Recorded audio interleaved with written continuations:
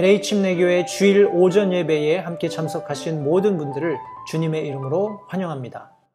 오늘 성도님과 함께 나누기 원하는 말씀은 요한복음 5장 1절부터 9절까지 있는 말씀입니다.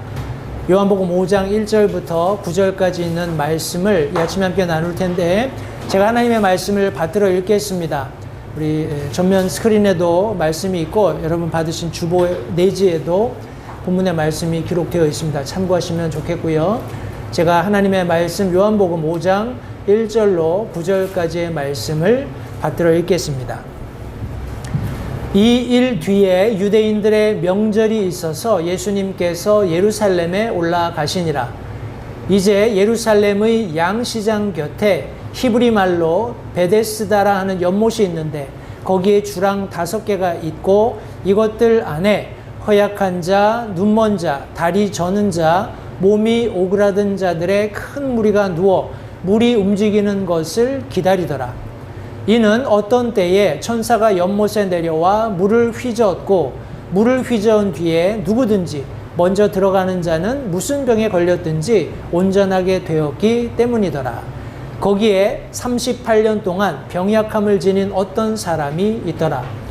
예수님께서 그가 누운 것을 보실 때에 그가 이제 그런 상태로 오랫동안 있은 줄 아시고 그에게 이르시되 내가 온전하게 되고자 하느냐 하시니 그 허약한 사람이 그분께 대답하되 선생님이여 물을 휘저을 때 나를 연못에 넣어주는 사람이 없어 내가 가는 동안 다른 사람이 나보다 먼저 내려가나이다 하매 예수님께서 그에게 이르시되 일어나 내 자리를 들고 걸어가라 하시니 그 사람이 곧 온전하게 되어 자기 자리를 들고 걸어가니라. 바로 그날은 안식일이더라. 오늘 본문의 말씀을 가지고 내가 온전하게 되고자 하느냐 하는 제목을 가지고 함께 말씀을 나누도록 하겠습니다. 말씀을 위해서 잠시 기도하겠습니다. 살아계신 아버지 하나님 감사합니다. 오늘 복된 주일 사랑하는 성도들과 하나님의 말씀을 대면할 수 있는 복된 시간 허락해 주신 것을 다시 한번 감사드립니다. 우리가 나누게 될 말씀 속에서 예수님께서 친히 이 병약한 자를 찾아오시고 그의 모든 필요를 아시고 던지신 질문 속에서 다시 한번 예수님께서 이 땅에 오신 목적처럼 잃어버린 자를 찾아 구원하러 오신 분명한 예수님의 구령의 열정을 우리가 엿볼 수 있습니다.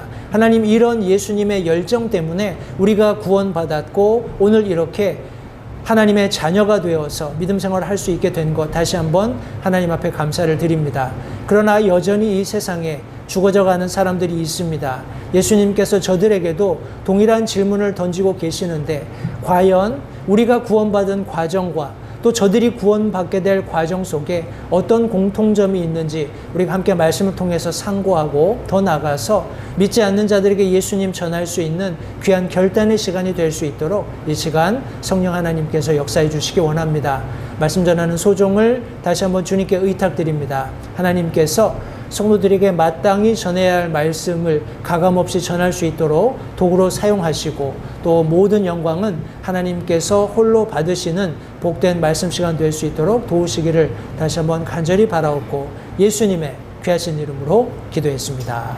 아멘. 누구나 원하는 말입니다. 그죠? 소원, 성취. 많은 사람들이 소원 성취를 기원합니다. 말 그대로 바라고 원하는 것을 얻거나 이룬다 하는 그런 의미가 있어요. 오늘 우리 성도님들은 과연 어떤 소원을 가지고 계신지 한번 스스로 생각해 보시면 좋겠습니다. 세상에 많은 사람들이 더 많은 것을 갖기 위해서, 더 좋은 것을 갖기 위해서, 그리고 더 나은 형편을 유지하기 위해서 부단히 노력하고 어떤 목표를 가지고 세상을 살아가고 있습니다. 그리고 더러는 어떤 사람들이 그런 자신들이 목표한 것들을 성취한 것처럼 보이기도 합니다. 최근에는 저는 아직까지 그렇게 구세대라고 스스로 평가하진 않지만 우리 어린 아이들을 보는 우리 소위 말하는 MZ세대를 보는 우리 어른들의 입장에서는 그 아이들이 가지고 있는 목표가 굉장히 허황되고 야 무슨 소원을 저런 소원을 가지냐 하고 싶은 그런 소원들도 많이 있어요. 예를 들면 나는 유튜브에서 아니면 인스타그램에서 혹은 이런 소셜미디어에서 많은 팔로워를 가지고 싶다. 많은 사람들의 좋아요를 얻고 싶다. 많은 사람들의 구독을 얻고 싶다. 왜냐하면 그렇게 해서 소위 말하는 21세기형 부호들이 많이 생겨나고 있기 때문에 그렇습니다.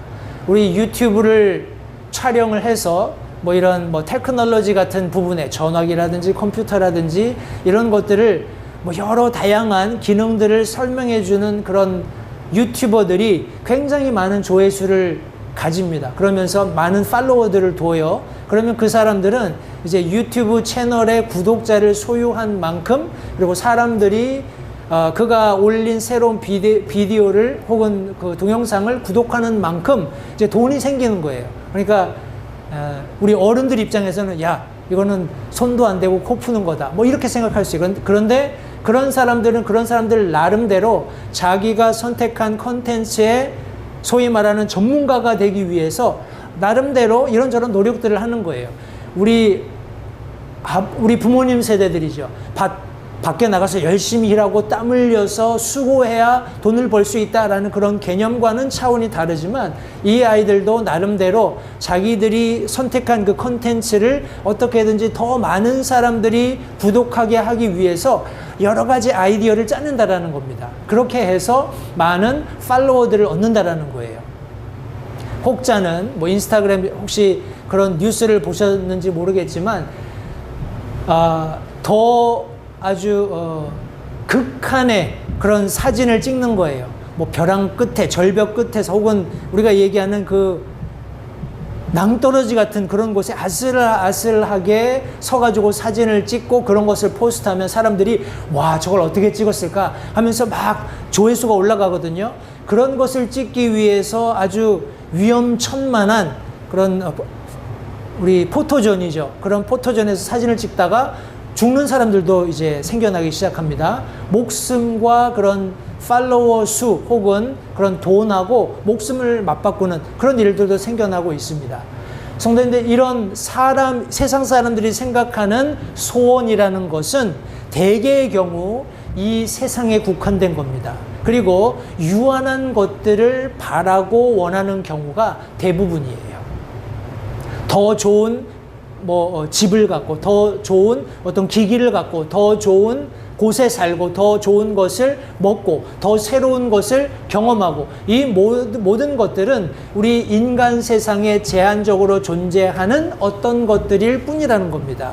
근데 세상에 많은 사람들이 그런 것에 소원을 두고 그것을 이루기 위해서 쫓아가고 있다는 거예요. 그런데 성경이 말하고 있는 소원은 차원이 좀 다릅니다. 성경이 말하고 있는 소원은 이 세상에 속해 있는 것도 아니고 제한적인 것도 아닙니다. 영원한 것이고 누구나 원하기만 하면 얻을 수 있는 거예요. 그런데 문제는 뭐냐 하면 사람들이 이 세상에서 소원을 성취하기 위해서 나름대로 목표를 세우고 달려가는 것과는 반대로 이런 제한이 없고 세상에 속하지 않은 영원한 소원을 이루기 위해서 그것을 주실 수 있는 분, 그런 힘과 능력이 있는 분이 계시고 그분이 초대하고 있음에도 불구하고 아무도 관심을 갖지 않는다라는 겁니다. 거기에 문제가 있는데 오늘 본문 말씀 속에 어떻게 하면 우리 세상 사람들이 모두 간절히 이루고자 하는 소원을 진정으로 성취할 수 있는가 하는 비밀이 숨겨 있습니다. 그래서 그 말씀을 함께 나눌 텐데 제가 배경 설명을 좀 드리겠습니다. 오늘 우리가 함께 읽었던 본문 말씀에 보면 베데스다라는 연못이 나옵니다. 지금 여러분 성도님들 보시는 이 그림은 예수님 시대, 예수님이 살아 계셨을 즈음의 예루살렘의 모습이에요. 그리고 예루살렘 북쪽에 보면 여기 끝에 못이 두 개 있는데 그 북쪽에 있는 것이 베데스다 연못입니다. 베데스다 연못이 이 정도에 위치하고 있고 여기 예수님께서 기도하셨던 겟세마네 동산이 이쪽에 있고요. 성 바로 바깥에 그 정도로 이해하시면 되겠어요. 이것이 예수님 당시의 그림이고 이제 고고학자들이 이제 예수님 시대에 실제 했던 그런 베데스다의 위치에 이렇게 사진을 찍어 놓은 겁니다. 성도님들 보십시오. 물은 없지만 그 당시에 어떤 분위기였을지 짐작이 가시죠. 여기에 많은 어떤 병약한 사람들, 눈먼 사람들, 다리 저는 사람들, 몸이 오그라든 사람들이 가득 차서 물이 움직이기만을 기다리고 있었다라는 거예요. 그것을 제 생각에는 이게 영화의 한 장면인지 그림을 그려놓은 건지 잘 모르겠습니다만 상상력을 동원해서 우리가 생각해 볼 때 이런 모습이 아니었을까. 지금도 인도의 뭐 겐지스강 이런 데 가면은 자신의 그런 업보를 씻기 위해서 강에서 막 이렇게 목욕하고 하는 그런 모습들 있잖아요. 그런 어떤 불확실한 미신적인 대상에 사람들이 기꺼이 무엇인가 하려고 노력하는 그런 모습들이 여기 베데스다 연못에서도 여지없이 보이고 있었다라는 거예요. 그런데 성도님들, 오늘 본문 말씀을 가만히 보시면 세상 사람들이 가지는 모든 이런 어떤 소원 성취를 위한 열심들이 헛되다라는 것을 성경이 말씀하고 있습니다. 우리 1절부터 4절까지 말씀해 보시면 이 일 뒤에 유대인들의 명절이 있어서 예수님께서 예루살렘에 올라가시니라. 이제 예루살렘의 양시장 곁에 히브리 말로 베데스다라 하는 연못이 있는데 거기에 주랑 5개가 있고 이것들 안에 허약한 자, 눈먼 자, 다리 저는 자, 몸이 오그라든 자들의 큰 무리가 누워 물이 움직이는 것을 기다리더라. 왜 그렇게 했냐 하면 4절 말씀해 보니까 어떤 때에 천사가 연못에 내려와 물을 휘저었고 물을 휘저은 뒤에 누구든지 먼저 들어가는 자는 무슨 병에 걸렸든지 온전하게 되었기 때문이더라. 성경이 말씀하고 있습니다. 4절 말씀과 관련해서는 여러 가지 이견이 있습니다. 신학자들 간에도 이견이 있어요. 이것이 전승일 것이다. 아니면 실제적으로 그런 일이 있었을 것이다. 다양한 견해들이 있습니다만 제가 이것을 이렇게 한번 비유를 해보겠습니다. 로또 해보신 분, 메가복권 뭐 이런 거. 한국에도 로또가 있고, 그죠? 각 나라마다 가면 이렇게 적은 돈을 가지고 많은 일확천금을 얻고자 하는 그런 사람들의 심리를 이용해서 여러 가지 취지는 다양하죠. 한국에서 주택복권이 나온 것은 주택 건설을 위한 자금을 모으기 위해서 한 것이고 로또는 조금 다른 차원이 되겠습니다만 이런 다양한 복권들이 있어요. 성도님들 보십시오. 로또 1등 당첨될 확률이 얼마나 될 거라고 생각하세요? 생각해 보신 적 있으세요? 우리 814만 5,060분의 1이랍니다. 이게 어떤 가능성인지 제가 조금 이따 설명을 드릴게요. 근데 미국에는 메가복권이 있어요. 메가복권 이렇게 도로, 이렇게 하이웨이 같은 데 가다 보면 크게 뭐 이렇게 막 써 있잖아요. 이제 얼마 축척됐다, 1등 당첨자가 안 나와서 뭐 더블이 됐다, 막 이렇게 나오잖아요. 우리 미국 메가복권에 당첨될 확률은 3억 257만 5,350분의 1이에요. 예, 뭐 숫자적으로는 이런데 감이 안 오실 거예요. 성도님들, 우리 이 지구상에 존재하는 사람이 가령 예를 들어서 70억이다 했을 때 우리 제가 여기다 해놨나요? 70억이다 했을 때 벼락 맞아 죽을 확률이 700만 분의 1 정도 돼요. 지금 요게 10, 100, 1000만, 10만, 100만, 800만, 대략 800만 분의 1이잖아요. 그러니까 벼락 맞아 죽을 확률보다 적게 이 로또가 당첨될 수 있다는 거예요. 그러니까 메가복권 당첨될 확률은 더 적겠죠. 그죠? 이 재미있는 제가 신문에 난 뉴스를 이렇게 발췌를 했습니다. 이게 9월 3일에 있었던 버지니아에서 판매하는 복권에 당첨된 사람 얘기입니다. 아버지가 이 복권이 당첨돼서 집에 새들어 사는, 지하에 이제 같이 사는 아들 독립자금으로 그냥 이걸 줘버렸대요. 근데 여기 지금 보면 1000불 weekly for lifetime 이렇게 돼 있어요. 그러니까 1000불씩 일주일에 1000불씩 이 사람이 죽을 때까지 나오는 거예요. 그러니까 이게 2등입니다. 1등 당첨이 되면 하루에 1,000불씩 죽을 때까지 나와요. 아마 이런 얘기를 들으면 야, 이 사람 정말 소원 성취했다. 야, 이 사람은 정말 운이 억수로 좋은 사람이다. 아마 이렇게 생각하실지 모르겠어요. 그런데 성도님들 전혀 그렇지 않습니다. 전혀 그렇지 않아요. 왜 그런지는 차차 말씀으로 들어가서 함께 살펴보도록 하겠습니다. 그런데 안타깝게도 세상에 사는 사람들은 이런 소원을 이루고 싶어 해요. 야, 내게 하루에 1,000불씩 생긴다면, 내게 일주일에 1,000불씩 생긴다면 하는 그런 막연한 꿈을 가지고 그 소원을 이루려고 부지런히 로또 이제 혹은 메가 복권을 사는 거예요. 우리가 방금 읽은 본문에 보면 네 부류의 사람이 나옵니다. 네 부류의 사람이 나오는데 첫째 부류의 사람은 허약한 자들이다 말씀하고 있어요. 이 허약한 사람들은 약한 혹은 병든이라는 성경 원어적인 뜻을 가지고 있습니다. 구체적으로 어떤 병이 있는 것이 아니라 그냥 전반적으로 질병이나 허약함을 가지고 있는 거예요. 우리가 흔히 만성 허약 이렇게 얘기하잖아요. 그러니까 이걸 영어로는 impotent folks 이렇게 얘기합니다. impotent라는 말은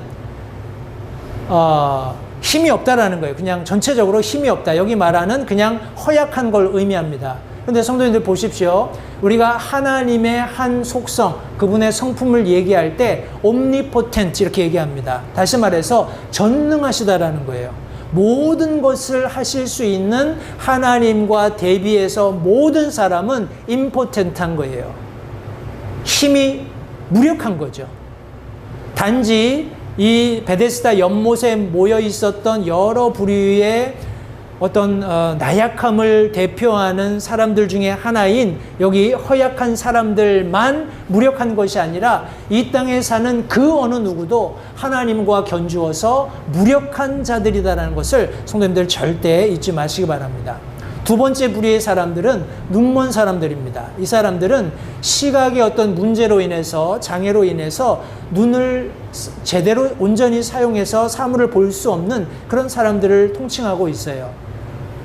성도님들 보십시오. 성경은 계속해서 우리 예수님께서 심지어 유대의 종교 지도자들과 이야기하실 때도 너희는 눈 멀었다라고 말씀하셨거든요. 그들은 눈을 떠서 보고 있었습니다. 예수님과 대화하고 있어요. 예수님과 논쟁하고 있었어요. 그러나 그들을 예수님께서 눈 멀었다라고 표현하신 이유는 진리에 대해서 저들이 눈 멀었다라는 것을 말씀해 주고 계신 거예요.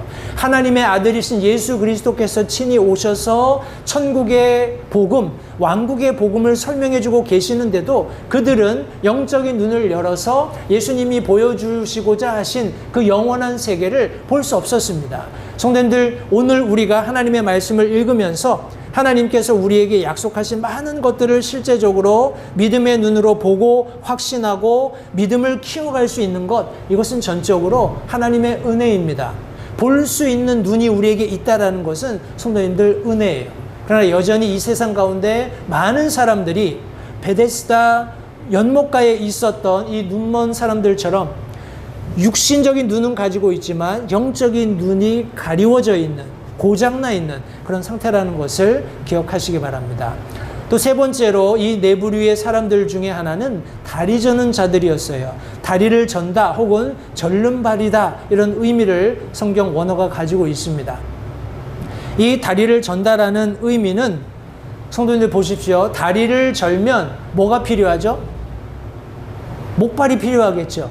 그죠? 목발이 필요하기 때문에 이 사람의 활동 반경은 이 목발이 허용하는 범위로 제한될 수밖에 없어요. 우리는 두 다리를 가지고 열심히 여기저기 다닐 수 있습니다. 그리고 우리가 조금만 노력을 한다면 더 멀리도 더 높이도 얼마든지 올라갈 수 있어요. 그런데 이런 다리를 저는, 다리에 불편함이 있는 사람은 자기가 의지하는 목발이 허용하는 한계 안에 자신의 모든 행동 반경이 갖춰지게 된다는 것을 성경이 말씀하고 있는 겁니다. 성도님들, 오늘날 많은 사람들이 하나님께서 허용하신, 또 하나님께서 그 개인에게 허락하신 많은 복락들을 받아 누리며 실제로 살고 있습니다. 그러나 더 많은 사람들이 이런 앞서 우리가 살펴보았던 세상에 속한 세속적인 소원들을 성취하고자 하는 열망 때문에 세상이라는 제약에 전제되어서 자신의 반경을 가둬놓고 있는 거예요. 성도님들 보십시오. 창세기에서 하나님께서 아브라함에게 이제 롯과 이제 separation, 이제 분리를 이룬 후에 뭐라고 말씀하셨습니까? 네가 동으로 서로 남으로 북으로 얼마든지 다녀봐라. 내가 그 모든 땅을 너에게 주겠다. 말씀하셨어요. 하나님께서 허락하신 영적인 축복입니다. 그죠? 그 축복을 누리기 위해서 우리 믿는 그리스도인들은 믿음의 족적을 만들어야 해요. 믿음으로 부지런히 살아야 합니다. 인간적인, 세속적인 그런 목발을 짚고 이 세상을 유리방황하는 것이 아니라 믿음의 눈을 가지고 분명히 하나님께서 약속하신 약속의 바운더리 안에서 내 지경을 넓혀가야 한다는 거예요. 그런 차원에서 이 세상에 많은 사람들이 여전히 이 베데스다 연못가에 있었던 다리 저는 자들과 같은 모습으로 이 세상을 살고 있는 겁니다. 마지막으로 설명하고 있는 몸이 오그라든 자들은 말라버린 혹은 마비된 상태를 의미하고 있습니다. 우리 흔히 쓰는 말로 야, 우리 돈줄이 말라버렸다 이런 얘기 하잖아요. 말인즉슨 내가 무엇을 하고 싶은데 그것을 할 수 있는 자원이 끊겼다라는 거예요. 그죠? 이 몸이 오그라든 사람도 그와 같습니다. 무엇인가를 하고 싶지만 할 수 있는 기력이 이제 모두 쇠진해버린 상태예요. 성도님들 보십시오. 이사야에서 말씀하는 하나님께로부터 도우심을 받는 사람은 지치지 않는다라는 거예요. 독수리가 창공을 차고 나르는 것처럼 새로운 힘을 계속해서 공급받는다고 성경이 말씀하고 있습니다. 그러나 성도님들, 여기 지금 우리가 살펴보고 있는 베데스다 연못의 네 부류의 사람들, 어떻게든지 물이 한번 움직이기만 하면 거기에 내가 뛰어들어서 내 병을 고치리라 하는 막연한 기대를 가지고 지금 있는 사람들, 이 사람들은 성도님들 오늘날을 살고 있는 세상의 많은 사람들을 예표하는 것이다라고 저는 개인적으로 이해를 합니다. 성도님들, 저와 여러분들이 허약했지만 이제 더 이상 허약하지 않아요. 눈 멀었지만 더 이상 눈 멀지 않았습니다. 절었지만 지금은 두 다리로 잘 걷고 있고 몸이 오그라드는 것이 아니라 하나님께서 주시는 힘과 능력을 가지고 그리스도인으로서 이 세상을 살아갈 수 있는 놀라운 자유와 평안을 우리가 만끽하며 살아간다는 것, 성도님들 다시 한번 기억하시기 바랍니다. 그런데 우리가 한 가지 잊지 마셔야 할 것은 성도님들, 우리가 이런 상태에서 건강하게 됐어요. 구원받고 하나님의 자녀가 되었습니다. 하나님께서 약속하신 복이 이제 더 이상 다른 사람을 위한 것이 아니라 나를 위한 복이 되었어요. 그러면 그것으로 성도님들 우리가 만족하고 그것으로 안주해야 하나요? 다시 말해서 구원받은 그리스도인들은 더 이상 죄 짓지 않는 혹은 죄의 어떤 프리존에 있게 되는 그런 어떤 보장을 받은 건가요? 아닙니다. 여전히 우리는 죄된 세상에서 살고 있어요. 죄로부터 구원받고 자유함을 얻었지만 죄의 유혹은 여전히 우리에게 존재하고 있습니다. 따라서 성도님들, 우리가 무죄한 삶 혹은 무죄한 그런 어떤 삶을 살 수 있는 그런 상태가 되었다고 스스로 착각하시면 절대 안 됩니다. 때문에 혹자는 그렇게 얘기해요. 구원받았으면 모든 게 다 끝난 거다. 나는 이제 죽으면 천국 가니까 내가 원하는 거 시컨하다가 이렇게 사나 저렇게 사나 어차피 구원 받았으니까 천국 갈 거니까 뭐 술도 마시고 다시 담배도 피고 뭐 내가 하고 싶은 거 다 하겠다, 이런 말도 안 되는 생각을 하는 분들이 있습니다. 그래서 성경은 복 있는 사람에 대해서 시편에 이렇게 말씀하셨어요.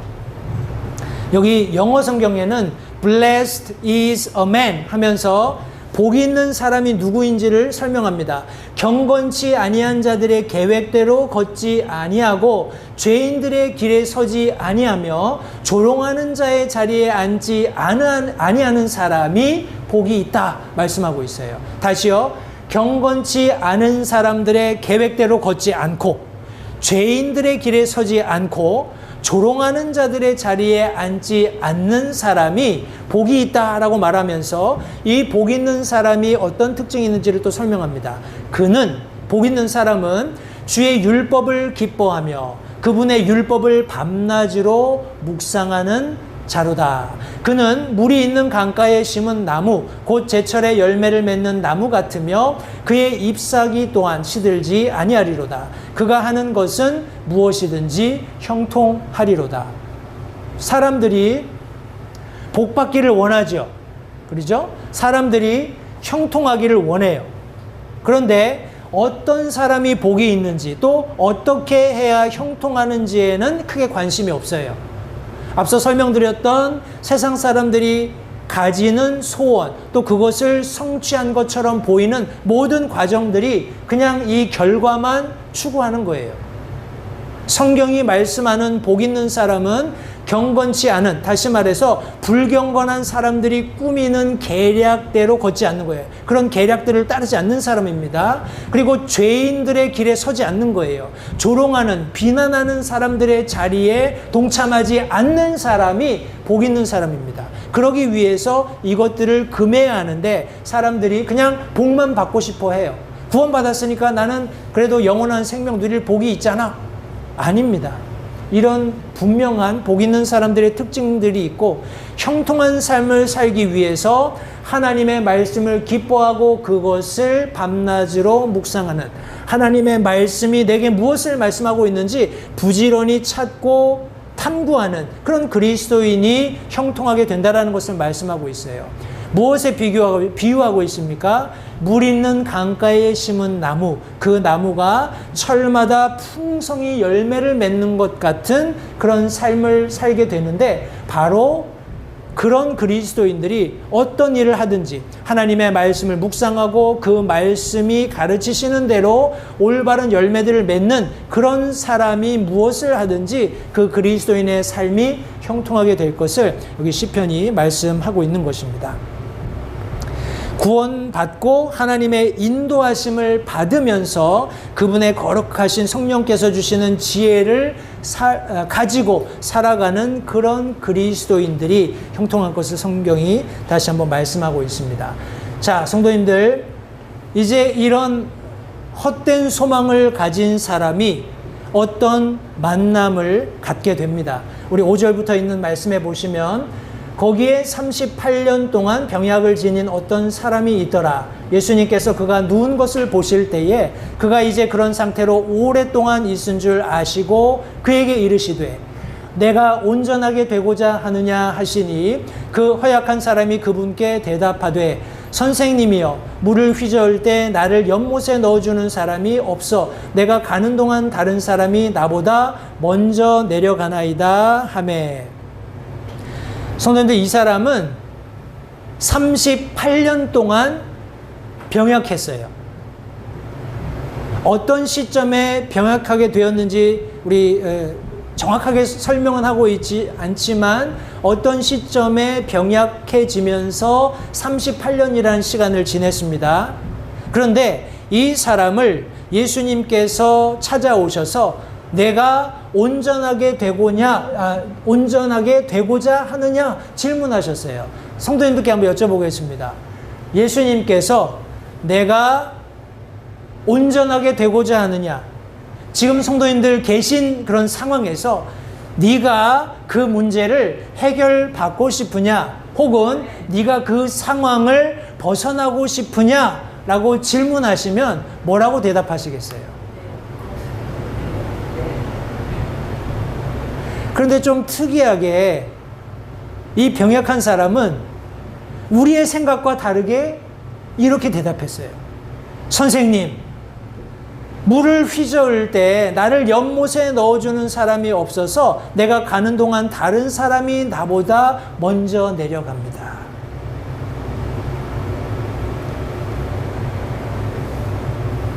(38년) 동안 이 소리를 하고 있었던 거예요. 38년 동안요.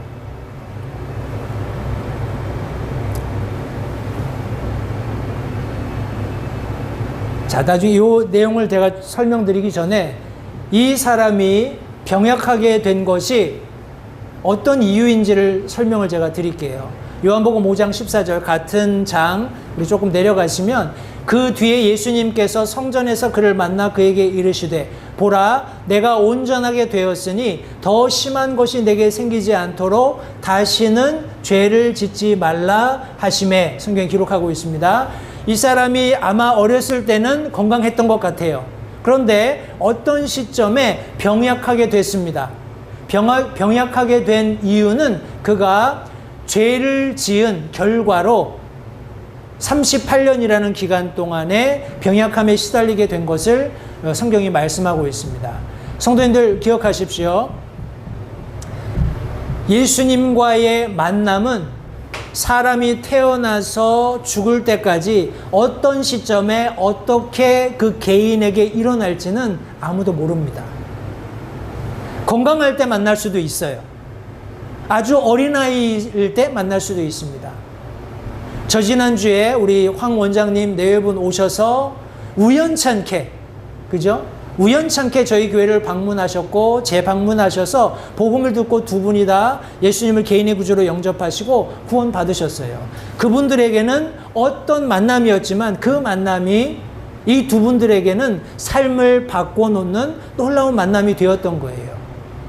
예수님께서 이 병약한 사람을 찾아오셨을 때 이 사람의 삶이 극적으로 변화할 기회가 생긴 겁니다.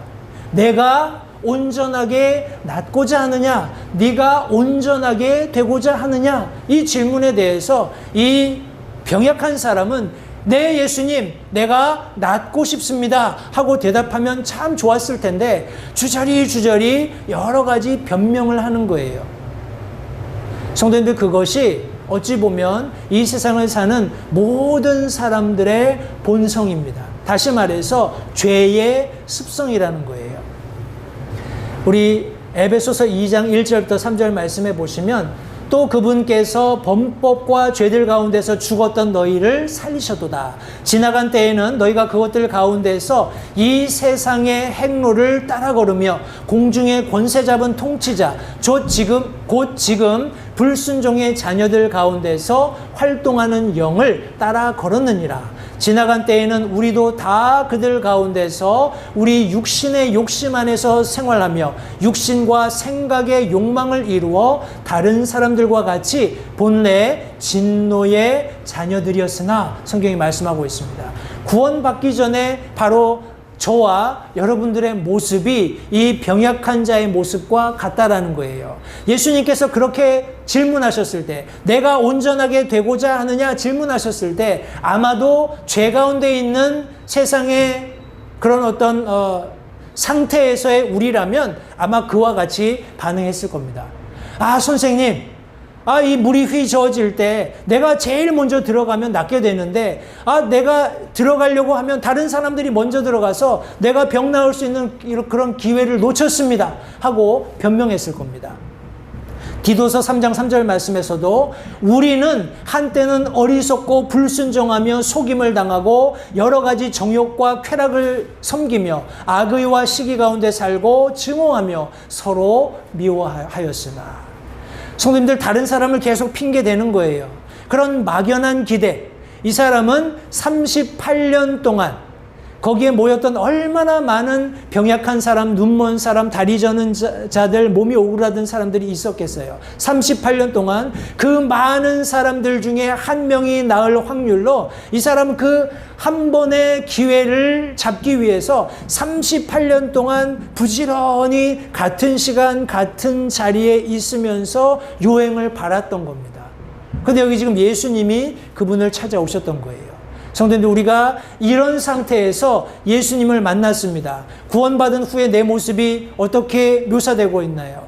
에베소서 2장 4절 5절 말씀에 긍휼이 풍성하신 하나님께서 친히 우리를 사랑하실 때 보여주신 자신의 크신 사랑으로 인하여 심지어 우리가 죄들 가운데 죽었을 때 우리를 그리스도와 함께 살리셨고 너희가 은혜로 구원을 받았느니라.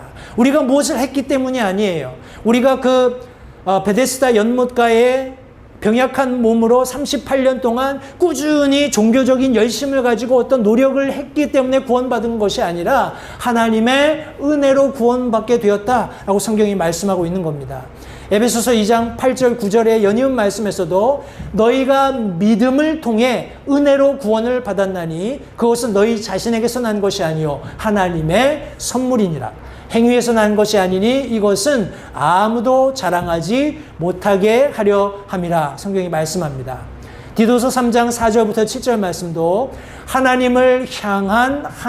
사람을 향한 하나님 곧 우리의 구원자의 친절과 사랑이 나타난 뒤에 그분께서 우리를 구원하시되 우리가 행한 의로운 행위로 하지 아니하시고 오직 자신의 긍휼에 따라 다시 태어남의 씻음과 성령님의 새롭게 하심으로 하셨고 예수 그리스도 곧 우리의 구원자를 통하여 우리에게 성령님을 풍성히 부어주셨으니 이것은 우리가 그분의 은혜로 의롭게 되어 영원한 생명의 소망에 따라 상속자가 되게 하려 하심이라. 성경이 말씀하고 있습니다.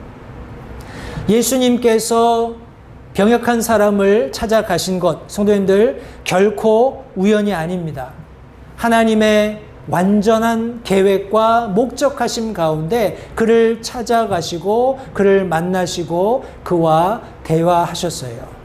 성도님들, 많은 그리스도인들이 제가 앞서 설명드렸던 것처럼 한번 구원받고 나면 그것으로 끝 하는 그런 삶을 많이 종종 삽니다. 그러나 우리가 앞서 살펴보았던 시편 1편 우리 4절부터 6절까지 말씀해 보시면 여기 경건치 아니한 자들에 대한 말씀이 있어요. 이 말씀해 보시면 경건치 아니한 자들, 이 경건치 아니한 자들은 앞서 보았던 복 있는 사람들과 반대되는 사람들입니다. 경건치 않은 사람들은 그렇지 아니하며 오직 바람에 날리는 겨와 같도다. 그러므로 경건치 아니한 자들이 심판때 서지 못하며 죄인들이 의로운 자들의 회중에 들지 못하리니 의로운 자들의 길은 주께서 아시나 경건치 아니한 자들의 길은 망하리로다. 성경이 말씀하고 있습니다. 경건치 않은 사람들은 죄인과는 조금 다릅니다. 죄인은 회개의 여지가 있어요. 그런데 이 경건치 않은 사람들은 의도적으로 하나님의 말씀이 어떤지 알면서 그렇게 자기 의지적으로 행하지 않는 사람들을 경건치 아니한 자들이라고 얘기합니다. 그래서 시편 1편 1절에 경건치 아니한 자들의 계획대로 걷지 않는 사람이 복이 있다고 하신 것이 그와 같은 원리입니다. 이들은 악한 의도, 하나님을 대적하려는 의도를 가지고 이런 일들을 꾸미기 때문에 그들이 흥황하는 것 같고 그들이 무슨 계획을 세우는 것 같지만 성경 말씀은 그들은 마치 바람에 날리는 겨와 같다. 하나님이 심판하실 때 불에 소멸될 그런 운명인 것을 성경이 분명히 말씀하고 있습니다. 여기 그림은 우리가 잘 알고 있는 열왕기 하 말씀에 보면 우리 나만 장군이 문둥병을 고치는 그런 장면이에요. 나만 장군이 유대인 포로 여자아이에게서 들은 소식을 가지고 왕이 편지를 써줘서 이제 이스라엘을 방문하게 되죠. 그래서 그 편지에 이 나만 장군이 문둥병이 걸렸는데 이 사람의 병을 낫게 해다오 하고 편지를 보냅니다. 왕이 큰일 났죠. 아니 이 말은 그냥 전쟁을 하겠다라는 말이다 이렇게 이해를 한 거예요. 근데 엘리사가 그 소식을 듣고 나만 장군을 부릅니다. 그래서 나만 장군이 자기 병사들과 함께 이제 엘리사를 찾아가죠. 엘리사를 찾아갈 때 성도님들 엘리사가 나와서 만나보지도 않습니다. 나만 장군을 만나보지도 않아요. 대신 말을 합니다. 요단강에 가서 7번 몸을 담궈라 이렇게 얘기를 합니다. 그때 우리 나만 장군이 뭐라고 얘기하냐면 보라 나는 그가 엘리사가 분명히 내게로 나와 서서 주 자기 하나님의 이름을 부르고 그 부위를 손으로 쳐서 나병 환자를 회복시킬 줄 생각하였도다. 다마스쿠스의 아바나와 바르발 강이 이스라엘의 모든 물보다 낫지 아니하냐. 내가 거기서 씻으면 정결하게 되지 아니하랴 하고 성경이 말씀하고 있습니다. 성도님들, 이 나만 장군 입장에서 자기 나라에도 얼마든지 요단강보다 훨씬 더 뛰어나고 아름답고 수려한 깨끗한 강들이 많이 있다는 것을 알고 있었어요. 그리고 자신의 어떤 자신의 기대가 있었기 때문에 나 정도 되는 사람이 찾아오면 엘리사가 아무리 이스라엘의 대언자라 할지라도 직접 나한테 와서 머리를 조아리고 손을 얹어서 나를 치료하는 게 맞지 하는 생각을 가지고 성이 나서 돌아가려고 했던 겁니다. 그런데 결국 우리 종들의 권유에 의해서 우리 7번 요단강물에 몸을 담그고 깨끗하게 나병이 치유되는 그런 장면이 성경에 기록되어 있습니다. 성도님들 보십시오. 이 나만 장군도 자기가 죄인으로서 가지고 있는 어떤 소원에 대한 어떤 결과가 있었어요. 어떤 과정이 있었어요. 마치 우리가 앞서 살펴보았던 베데스다 연못에 있었던 병약한 사람이 심지어 창조주이신 예수님께서 네가 낫고자 하느냐 하는 질문을 던지셨을 때 엉뚱한 변명을 늘어놓았던 것처럼 그에게도 이런 충분한 변명거리가 있었습니다. 그럼에도 불구하고 그에게 무엇이 있었나요? 믿음. 주변에 그의 믿음을 격려하는 사람들이 있었고 그가 믿음을 발휘해서 결국 요단강에 7번 몸을 담금으로써 병이 낫게 되는 그런 놀라운 사실을 성경이 기록하고 있습니다. 우리 민수기 말씀에 보면 이스라엘 출애굽하는 과정 가운데 이스라엘 백성들이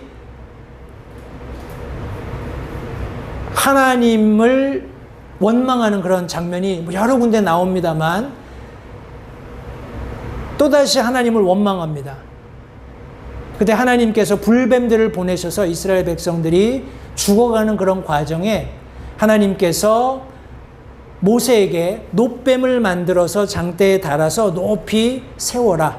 그리고 이것을 바라보는 모든 사람들이 살 것이다. 이렇게 이야기를 합니다. 말씀을 인용하면 너를 위해 불뱀을 만들어 장대 위에 달라. 물린 자마다 그것을 쳐다보면 살리라 하시니라. 모세가 놋뱀을 만들어 장대 위에 다니 뱀이 어떤 사람을 물었을 때 그가 그 놋뱀을 쳐다보면 살더라. 성경에 말씀합니다. 성도님들 보십시오. 놋뱀이 장대 위에 달렸어요. 그리고 모세가 이스라엘 진영에 선포합니다. 뱀에 물린 사람들은 장대를 쳐다봐라. 어떤 전제 조건도 없습니다. 아이가 되었건 어른이 되었건 노인이건 청년이건 남자건 여자건 물린 지 1시간이 되었건 10시간이 되었건 증상이 소소하건 아주 죽을 지경이 되었건 어떤 상태에 있든지 낫고자 하는 자는 뱀을 보라는 거예요. 그리고 성경 말씀은 그 놋뱀을 어떤 사람이 물렸을 때 쳐다보면 나았다, 살았다 라고 성경이 말씀하고 있는 겁니다. 성도님들 보십시오. 이 진영 안에 많은 사람들이 놋뱀에 물렸을 거예요. 그리고 자기의 물린 상처를 보면서 신음하고 부르짖고 있었을 겁니다.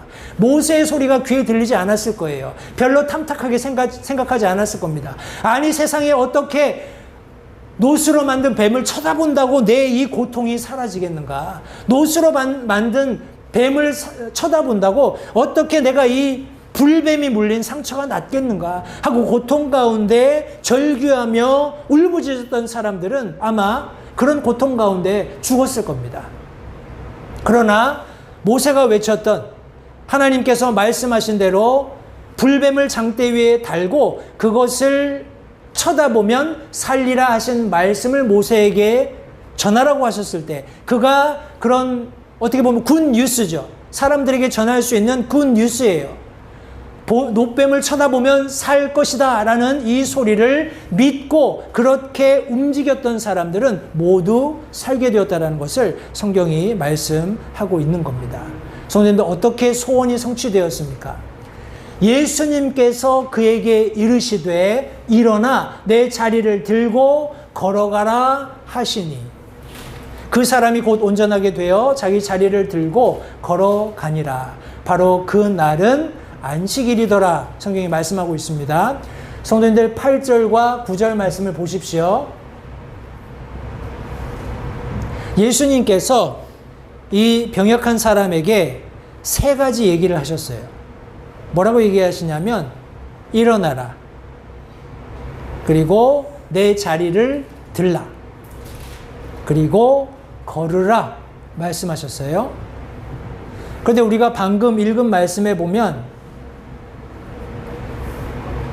이렇게 세 개를 동사로 세 개죠.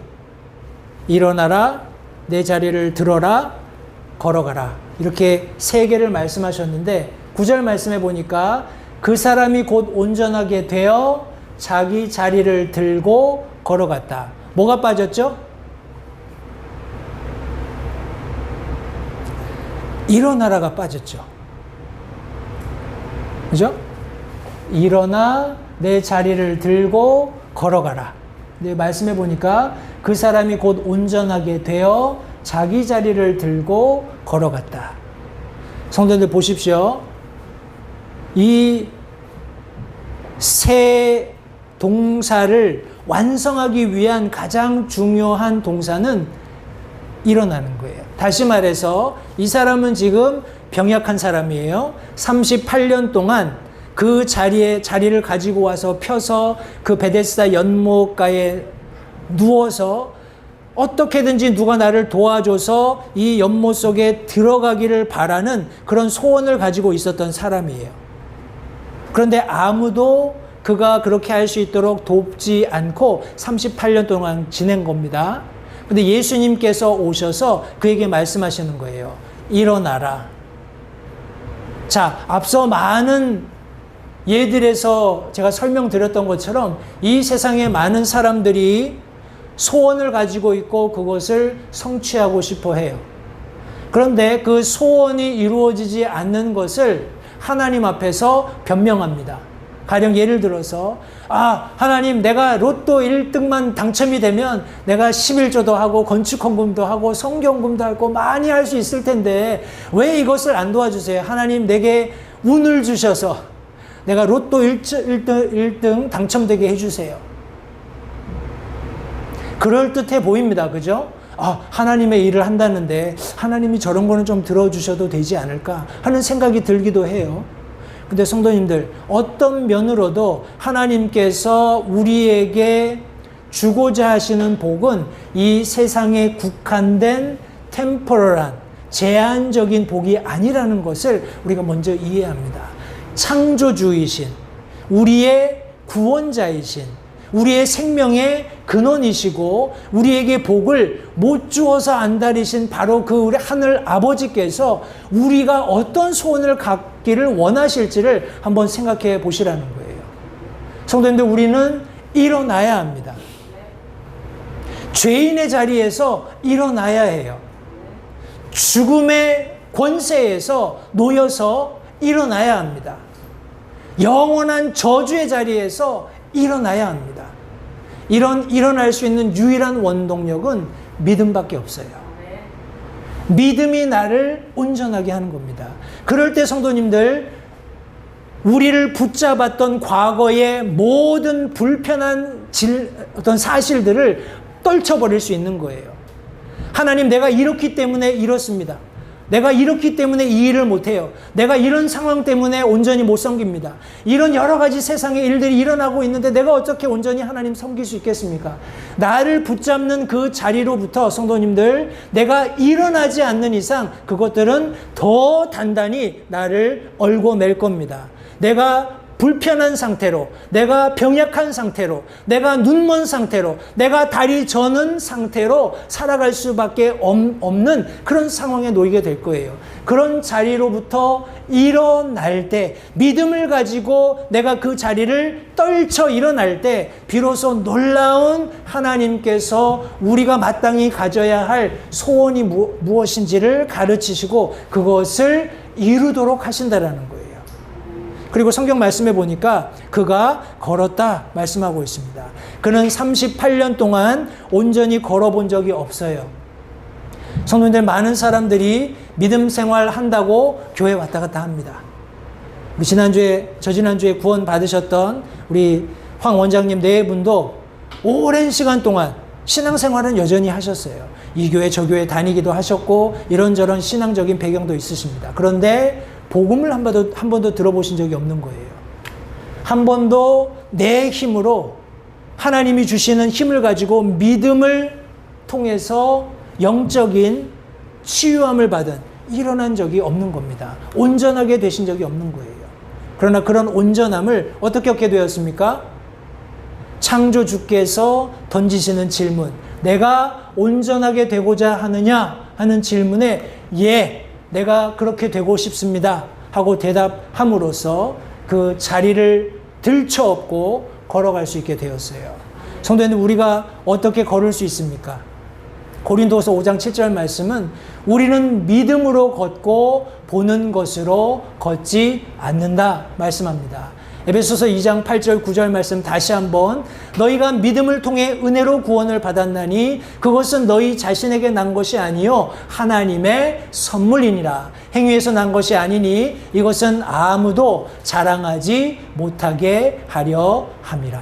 성도님들, 우리가 구원받은 것은 행위로 된 것이 아니에요. 하나님의 은혜로 값없이 구원받았고, 믿음으로 받은 구원은 성도님들 우리를 하나님의 말씀으로 이끌어 갑니다. 우리가 믿음을 가지고 이제 하나님의 말씀을 보게 되는 거예요. 그러면 어떤 분은 이렇게 질문하실 수도 있을 겁니다.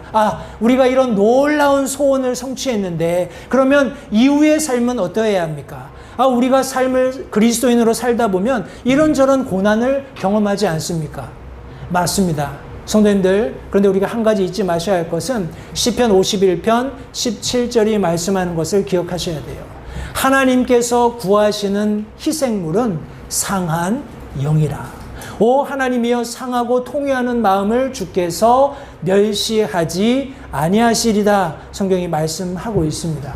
성도님들, 때때로 우리 그리스도인들도 살아가다 보면 고통받습니다. 여러 가지 어려움을 겪어요. 그러나 그때마다 우리가 잊지 마셔야 할 것은 우리가 가서 완전하게 치유될 수 있는 분이 계시다라는 겁니다. 그분이 그렇게 할 수 있는 힘과 능력을 가지고 계신 분이라는 거예요. 성도님들 기억하십시오. 많은 사람들이 오늘날 이 시간에도 저마다 자기가 얻고자 하는 소원을 이루기 위해서 다름질을 하고 있어요. 그러나 하나님께서 오늘 이 시간 우리에게 묻습니다. 내가 온전하게 되고자 하느냐? 성도님, 우리는 구원받았습니다. 얼마나 크고 놀라운 은혜를 경험한 거예요. 그죠? 그러나 이 세상에 여전히 많은 사람들이 예수님의 이 질문에 대해서 여러 가지 헛된 소망들을 이야기하고 있습니다. 그러나 그분들도 이 병약한 사람이 38년 동안 아무도 해결해 주지 못했던 어떤 만남을 예수님께서 친히 찾아오셔서 만남을 이루어 주셨던 것처럼 세상에 많은 사람들도 그런 만남이 있어야 합니다. 어떻게 그런 만남이 가능할까요? 바로 저와 여러분들이 예수님께서 말씀하셨던 내가 이 땅에 온 것은 잃어버린 자를 찾아 구원하려 합니다 하는 그 예수님의 마음을 가지고 그분이 찾아오셔서 내가 구원받았던 것처럼 내가 그분의 도구가 되어서 이 복음을 전하지 않으면 그들이 전혀 예수님과 만날 수 있는 기회를 상실할 수 있다라는 그런 절박함을 가지고 함께 복음 전하면서 성도님들, 이런 놀라운 치유의 역사가 저들의 삶에 일어날 수 있도록 우리 모두가 힘쓰는 그런 LA 침례교회 성도님들이 되었으면 좋겠습니다. 내가 온전하게 되고자 하느냐? 저와 여러분들이 치유받은 네 주님, 내가 온전하게 되기 원합니다 하고 대답함으로써 치유받은 이 놀라운 구원을 감사하시면서 전도에 힘쓰는 모든 LA 침례교회 성도님들 되시기 바랍니다. 기도하겠습니다.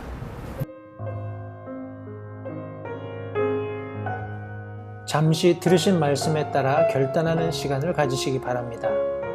하나님께서 무엇을 말씀하시든지 따르기로 결단하십시오. 하나님께서는 순종하는 자들을 존중하십니다. 아직 예수님을 개인의 구주로 영접하신 사실이 없으시다면 자신이 죄인됨을 인정하며 하나님께 나오는 자들을 하나님께서 받아주신다는 확실한 말씀에 근거하여 다음과 같이 기도하십시오. 하나님, 나는 죄인입니다. 나는 내 죄로 인해 죽을 수밖에 없음을 압니다.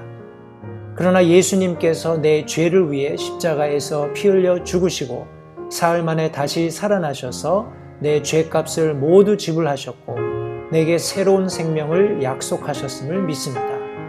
지금 이 순간 예수님을 내 마음에 모셔드립니다. 내 마음에 오셔서 나의 주와 그리스도가 되어주십시오. 예수님 이름으로 기도했습니다. 다음과 같이 기도하셨다면 여러분은 성경 말씀대로 구원을 받으셨습니다. 계속해서 주 안에서 함께 자라가는 복된 교제가 있기를 간절히 바랍니다.